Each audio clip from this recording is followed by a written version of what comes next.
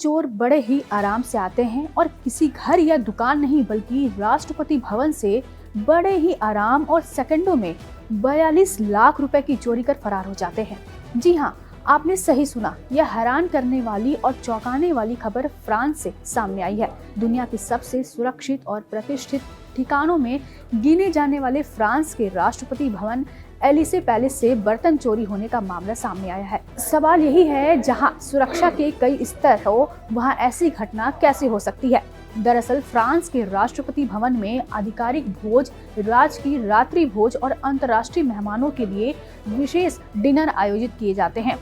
इस मौके पर इस्तेमाल होने वाले बर्तन साधारण नहीं होते, बल्कि वे ऐतिहासिक, महंगे और कई बार सीमित संख्या में बने होते हैं। रिपोर्ट्स के मुताबिक इन्हीं खास बर्तनों में से कुछ बर्तन गायब पाए गए, जिसके बाद प्रशासन में हड़कंप मच गया। इस केस में पैलेस में काम करने वाले एक प्रबंधक को गिरफ्तार किया गया है। मामले में कुल 3 लोगों पर आरोप तय किए गए हैं, जिनका ट्रायल अगले साल किया जाएगा। चोरी का खुलासा तब हुआ जब एलिसी पैलेस के मुख्य प्रबंधक ने चांदी के बर्तनों और टेबल सर्विस से जुड़े कई कीमती सामानों के गायब होने की शिकायत दर्ज कराई। शुरुआती जांच में चोरी हुए सामान की कीमत करीब 17,547 डॉलर यानी भारतीय रुपए में लगभग 15.67 लाख से 42.10 लाख रुपए आंकी गई।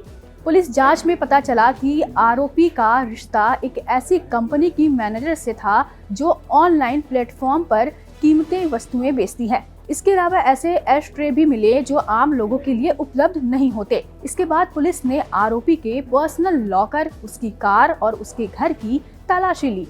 यहाँ से करीब 100 चोरी किए गए सामान बरामद किए गए। इनमें तांबे के सॉसपेन, सेवरेस, पोर्सिलेन, मशहूर कलाकार रेने ललित की एक मूर्ति और बकारात कंपनी के शैंपेन ग्लास शामिल हैं। बता दें कि स्टुअर्ड और उसके साथी को गिरफ्तार किया गया। जांच में चोरी का सामान खरीदने वाले एक और व्यक्ति की पहचान भी हुई है। बरामद किए गए सभी सामान एलिसी पैलेस को सौंप दिए गए हैं। तीनों आरोपियों को एक अदालत में पेश किया गया। उन पर फ्रांस की राष्ट्रीय धरोहर में शामिल चल संपत्ति की चोरी और चोरी का माल रखने जैसे गंभीर आरोप लगाए गए हैं। इन अपराधों में 10 साल तक की जेल और 1.5 लाख यूरो तक का जुर्माना हो सकता है। फिलहाल ट्रायल को 26 फरवरी तक टाल दिया गया है। तब तक तीनों आरोपी जुडिशियल कस्टडी में रहेंगे।